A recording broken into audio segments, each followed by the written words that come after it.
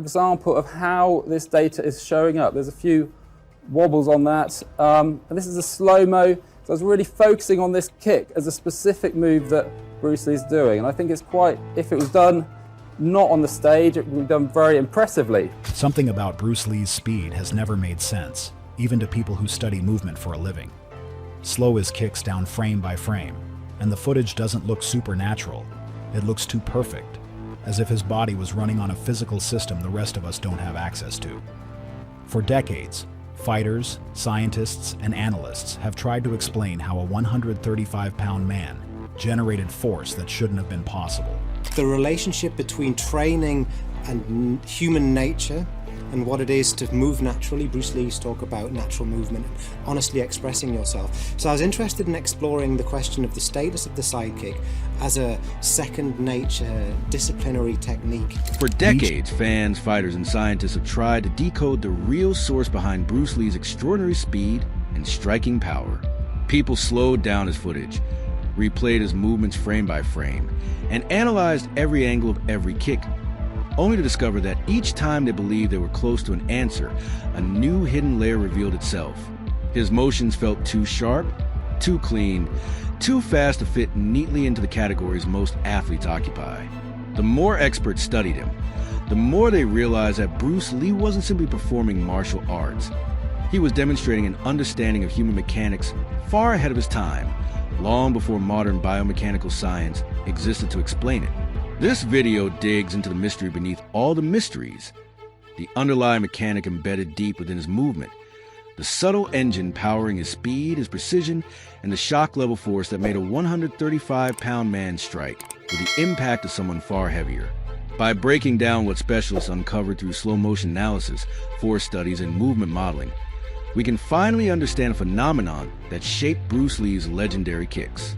His speed never came from a single trick. His power wasn't the result of an unusual muscle group or a hidden strength routine.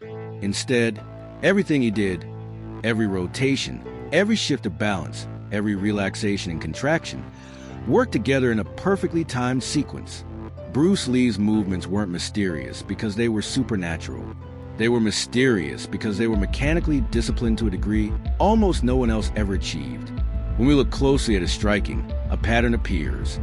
His force traveled through his body like one connected chain, with almost no energy lost along the way. His hips created a rotational surge that multiplied his leg speed. His stance placed his weight in exactly the right place to support rapid acceleration. His neuromuscular system fired signals so fast that his reactions looked instantaneous. His tendons worked like tightly loaded springs, storing and releasing energy with explosive precision. And his understanding of tension, when to relax, when to snap, when to let momentum carry the movement, refined his strikes into something that felt less like ordinary motion and more like engineered efficiency. This introduction sets the stage for the deeper breakdown ahead. In the following sections, we will explore how Bruce Lee generated force as a unified kinetic chain, how rotation served as a hidden engine of his power, how balance and center of gravity control made speed functional, how his neuromuscular sharpness created acceleration most fighters could never imitate, how his training system built these abilities long before biomechanics could describe them, and how he ultimately predicted principles that scientists would not formally document until decades later. By the end, the mystery will be clear. Bruce Lee didn't rely on magic. He relied on mechanics perfected to their highest expression. For years, people who studied Bruce Lee's kicking ability sensed that something deeper was happening behind the blur of his movements, something that wasn't obvious at first glance, yet impossible to ignore once pointed out. When footage of his kicks was slowed down, the mystery didn't disappear. Instead, it became clearer. The movements weren't magical, but they were mechanically exact in a way that very few human beings have ever been able to replicate. There was a level of precision beneath the surface that made his speed feel almost unnatural, even though it remained fully within the laws of physics. And that foundational structure, the system quietly working underneath everything he did, became the first major clue scientists began to investigate. What specialists eventually discovered was that Bruce Lee produced force as one seamlessly connected chain. Unlike most athletes, who lose energy at various points in their movement due to misalignment or untimed muscle activation, Lee transferred force through his body with extraordinary continuity. The moment his foot pressed into ground, the energy began traveling upward in a clear, uninterrupted path. His legs carried the initial push, his hips directed the motion, his core stabilized the chain, and his kicking leg released the accumulated force in one smooth line. In this coordinated sequence, every link in the chain fired at the correct moment, neither too early nor too late. Most fighters never achieve this kind of mechanical purity, especially when reacting in real time. Even high-level athletes often allow momentum to leak during transitions. What scientists noticed in Bruce Lee was that the so-called mechanical gaps, those small moments where force usually leaks away, were almost non-existent. Each part of his body supported the next, creating a strike that didn't fade halfway through, but instead grew in power as it moved. This clean rise in force is extremely rare in real combat motion. It requires timing, sensitivity, and structural control that can take decades to master, assuming someone even knows what to look for. Lee's stance played a crucial role in this system. His weight was positioned so that force could travel upward without getting trapped behind awkward angles. His ankle, knee, and hip aligned in a way that kept energy moving instead of allowing it to disperse. Because his base was always prepared, he didn't need to make large adjustments before launching a kick. He simply rotated, extended, and delivered. His alignment worked like an invisible guide rail that protected energy from scattering. Equally essential was his timing. Bruce Lee famously trained to stay relaxed through most of the movement. Modern biomechanics now confirms why this matters. Muscle tension slows acceleration. When muscles tighten prematurely, they resist motion and reduce speed. Lee avoided that entirely. He stayed loose during the setup and mid-range of the strike, allowing acceleration to stay high. Only the final instant, right before impact, did he contract sharply. That late snap created a whip-like surge of speed at the end of the kick, similar to the crack produced at the tip of a whip after energy travels through it. This three-part structure, clean force travel, stable alignment, and timed acceleration, formed the mechanical base of his speed. But the deeper experts looked, the more they found that this wasn't the end of the mystery. It was only the beginning. Once researchers studied his movement frame by frame, another layer emerged, one that multiplied his power far beyond what his size should have allowed. The next discovery came from observing what moved first in his kicks. Watch closely, and you'll see the hips initiate before anything else happens. This early rotation wasn't a stylistic flourish or an artistic choice. It was a mechanical engine behind his power. Modern biomechanics has since proven that angular momentum is one of the strongest multipliers of force in striking. Bruce Lee applied this principle with surgical precision. His hips turned at exactly the right moment, not a fraction of a second early, not a moment too late. That timing allowed rotational energy to stack onto linear force, generating impact far beyond what most fighters of his size could produce. In addition to amplifying force, his rotation automatically places joints into the proper positions. As his hips turned, his knee rose at the correct height, his foot followed a direct and economical path, and his torso stayed stable. That stability prevented energy from dissipating sideways or downward. Every degree of rotation fed the next, like gears locking into place. The effect of this chain of events was striking. His body behaved not as separate parts, but as a single coordinated mechanism. His movements appeared inevitable once they started. The end result seemed already determined. And it was exactly that impression that pushed experts to look even deeper. If his hips multiplied his force and his chain mechanics preserved it, then something else must have been keeping everything stable enough to execute those movements with such clarity and repeatability. That something else was his balance. It allowed him to rotate without tipping, accelerate without losing posture, and strike without sacrificing control. Balance was the link that held the rest of the system together. This leads us into the next major biomechanical advantage Bruce Lee possessed, one that rarely gets the attention it deserves, yet influences everything from reaction time to power output. One of the most overlooked elements behind Bruce Lee's kicking ability, and one of the most misunderstood, is his mastery of balance. To most viewers, his movements simply look sharp, fast, and explosively controlled. But experts who examined his motion in detail discovered a deeper truth. Bruce Lee kept the center of gravity within a remarkably tight, controlled range, and this allowed him to express power with incredible consistency. His balance wasn't just a defensive asset. It was a mechanical multiplier that made his speed usable, repeatable, and devastating. Biomechanics has long shown that accuracy is one of the strongest predictors of consistent power. When the body stays centered, force can travel through the kinetic chain without interruption. If the center of gravity wobbles or shifts too far outside the base of support, the chain weakens, momentum leaks, and a strike loses effectiveness. Bruce Lee intuitively understood this decades before scientific language existed to describe it. When he executed a kick, he didn't lean excessively forward, nor did he fall backward to counterbalance his leg. He shifted just enough to remain mobile, but not enough to break structural integrity. This careful balance kept his force path stable, allowing his kicks to accelerate without drifting offline. The result was speed that felt controlled rather than chaotic. He could fire quickly, recover instantly, and strike again without needing to reset his posture. His footwork reinforced these advantages. Each pivot, step, and angle change created a small triangular base beneath him, one of the strongest geometrical stances in movement mechanics.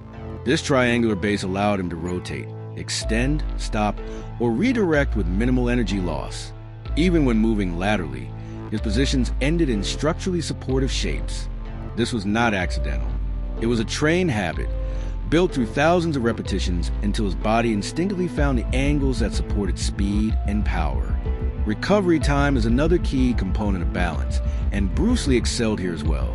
After delivering a high kick, a moment when most fighters wobble, sink, or require time to regain control, Lee settled back into a ready stance almost instantly. This quick return to balance gave him an enormous tactical advantage. It meant he could strike again, defend, counter, or transition without hesitation. A fighter who maintains structural balance can act sooner than one who must first stabilize themselves. In Lee's case, this responsiveness magnified the threat of his already fast kicks. Behind that ability was deliberate training. Bruce Lee practiced balance the same way he practiced speed, force, and precision. Repetition taught his nervous system exactly where his body needed to be to maintain equilibrium. Over time, he learned to feel the ideal center point where movement stayed efficient, even under strain or while accelerating. This kind of body awareness is rare. It requires not just muscular control, but also sensory development, what sports scientists now call proprioceptive intelligence. Lee's mastery of balance also revealed something important about his approach to technique. He never let effort overpower structure. Many fighters rely so heavily on muscular strength that they distort their form, which leads to wasted energy and slower movements. Bruce Lee did the opposite. He used structure to support speed. He relaxed until the last moment, letting balance guide the motion rather than brute force. Muscles didn't pull him out of position because he wasn't fighting against his own body. His balance removed internal conflict. This balance-driven efficiency opened the door to another crucial advantage: the ability to accelerate earlier in the movement. Since his posture remained stable, he didn't need to waste time correcting angles mid-kick. That allowed him to generate meaningful speed within the first few inches of the movement, a trait that most fighters, even experienced ones, rarely develop. Functional speed does not come from flailing limbs. It comes from controlled acceleration supported by stable mechanics. Bruce Lee demonstrated that principle with unmatched clarity. This introduces a deeper question. What part of his body made this early acceleration possible? The answer points directly to his neuromuscular system. His balance allowed his brain-to-muscle communication to operate without interference. A body in mechanical chaos cannot respond quickly. A body in balanced alignment can fire instantly. By maintaining structural harmony, Bruce Lee created the perfect conditions for his nervous system to trigger explosive movements. And that is the next layer of his mechanical brilliance. Once experts studied his reaction times and neural activation patterns, they uncovered an element that shocked even sports scientists. Bruce Lee didn't just move fast. He moved as if the strike appeared before the motion began. Opponents often felt the impact before they fully recognized the initiation. This wasn't due to illusion or misdirection. It came from something much deeper. Neuromuscular precision honed to a level rarely documented in athletes. This neuromuscular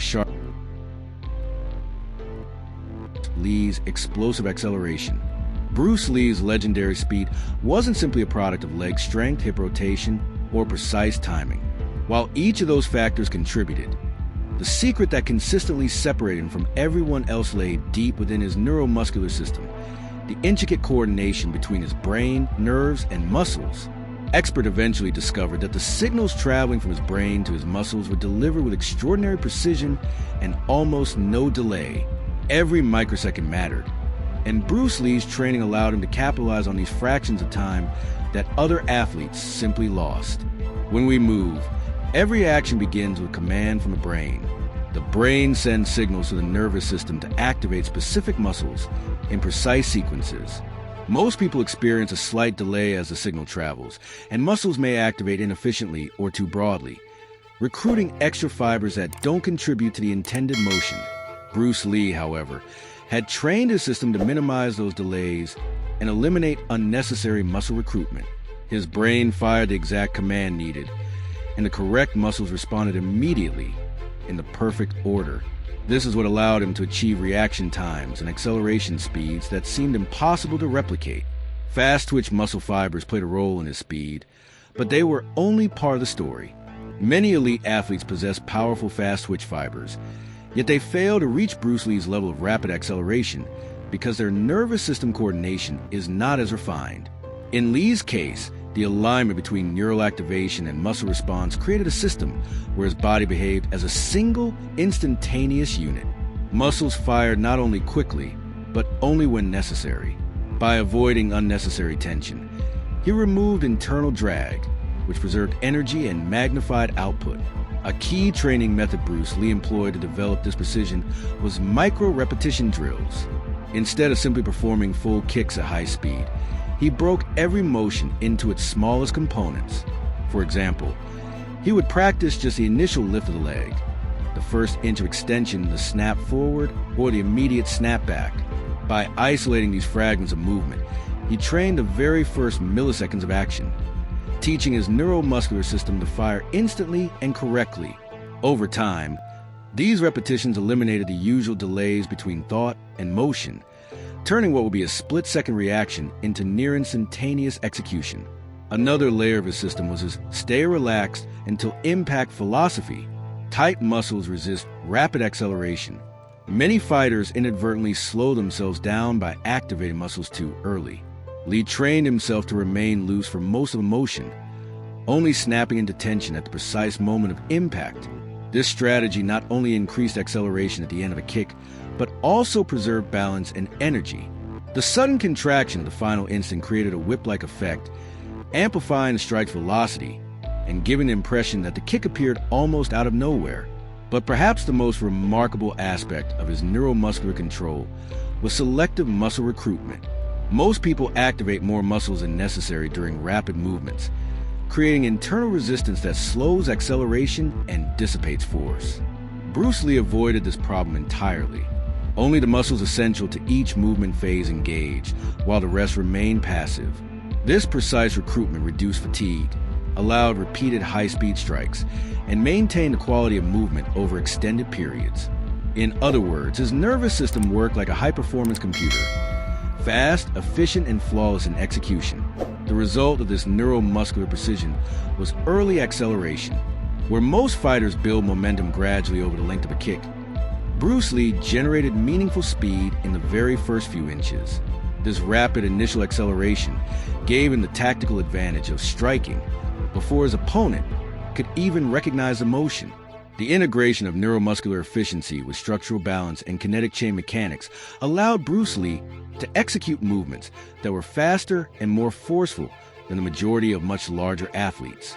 This system also tied directly into energy conservation, another overlooked but crucial aspect of his mechanics. When muscles are activated unnecessarily or joints misalign, energy leaks occur. Over time, wasted energy contributes to fatigue, slowing subsequent movements. Lee's refined neuromuscular control minimized those leaks. Each kick, each punch, each step used only the energy necessary to complete the motion. This efficiency enabled him to perform repeated strikes with minimal performance drop-off, something few athletes of any caliber can sustain.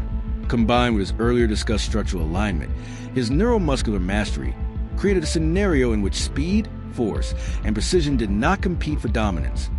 They reinforced one another. His body behaved as a single, cohesive system where every movement was preloaded, measured, and executed with exact timing. Even under the stress of combat, Lee's neural system consistently delivered the signals needed for perfect coordination. No adjustment, no correction, no wasted milliseconds. The implications of this neuromuscular signature are profound. Most fighters rely on brute force, high muscle mass, or instinctive reaction. Bruce Lee relied on training his body to operate like a machine, optimized for efficiency, speed, and energy preservation. Modern sports science now confirms what Lee had already discovered through experimentation decades earlier. Neuromuscular efficiency can multiply speed and power far beyond what raw strength alone could achieve. And Lee's genius was that he layered the system with every other mechanical advantage: rotation, alignment, balance, creating a holistic network that made his strikes both lightning fast and devastatingly effective. By understanding his neuromuscular control, we also begin to see why Bruce Lee's movements felt instantaneous.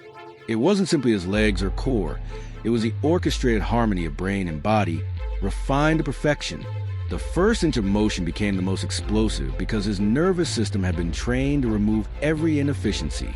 This level of coordination, rare in any athlete, is what made him appear faster than almost anyone could perceive or react to.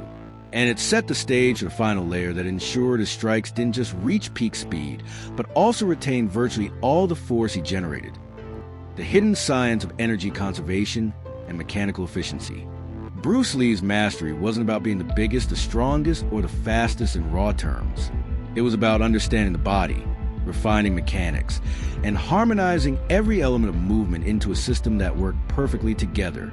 Every kick, strike, and motion was a result of intention, repetition, and awareness, a testament to what humans can achieve when science, discipline, and creativity meet. The true lesson from Bruce Lee isn't just about martial arts. It's about approach. By breaking complex skills into small components, focusing on efficiency, and practicing with precision, anyone can improve in ways that feel almost magical. His life shows that peak performance isn't born. It's built through curiosity, observation, and relentless refinement. So whether you're training your body, learning a new skill, or simply trying to get better at something, remember this. The difference between ordinary and extraordinary isn't always power. It's alignment, focus, and mastery of fundamentals.